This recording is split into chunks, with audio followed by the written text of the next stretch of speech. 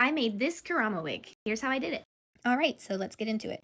Here I just grabbed a cheapy wig from Amazon. I start off by sectioning the wig and gently brushing it with my wet comb. Then I start crimping section by section. Be sure to use small sections if you want a nice even crimp. Crimping is optional, but for me, I personally find it a necessity. It creates really good texture to work with, it helps with tangles, and in my opinion, it just makes the wig look really pretty and hold shape better. Here's my wig fully crimped. And then I start sectioning off the wig according to where I'm going to want Kurama's ears to go, and I remove the hair from those sections. Keep in mind, I'm not clipping it right next to the wig cap. I'm leaving about an inch of hair.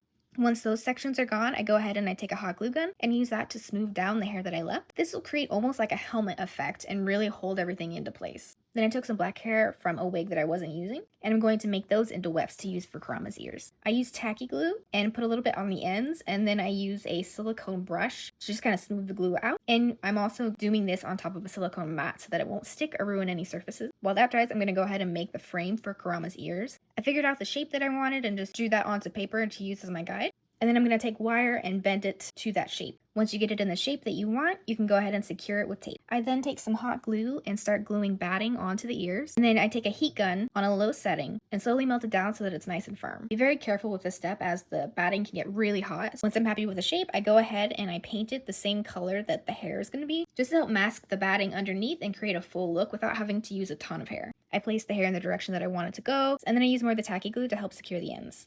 Again, I love to use a blow dryer on a cool setting just to help speed up the dry process. And in the front, you'll notice that I'm not going to put any of the orange hair in the center just because that's going to be black hair anyways. Then I designed the shape for the center part, painted that black, and started attaching my black wefts. For support, I went ahead and glued a large headband into the wig. This one specifically is a non-slip one, which is really important because this wig ended up being pretty heavy. Then I used a soldering iron to cut out a section through the wig. Keep in mind that this area is stiff because it's all hot glued. And I attached the ears to the headband through the hole. It was also really helpful to use a combination of clips just to hold the ears upright while the glue dried. Then I start blending hair into the hairline that connects to the ear just to give it a nice smooth transition. I usually put down a little bit of hot glue first just to give the hair a really good hold, and then I finish it off with either Got2b glued or the tacky glue. I continued to shape it, then trimmed all the edges, and then finally I glued on the black pieces. Once those were in place, again, I sprayed and cleaned up using the blow dryer to speed up the process. If you want to see more tutorials like this, go ahead and follow and check out my YouTube as well. Okay, thanks for watching. Bye!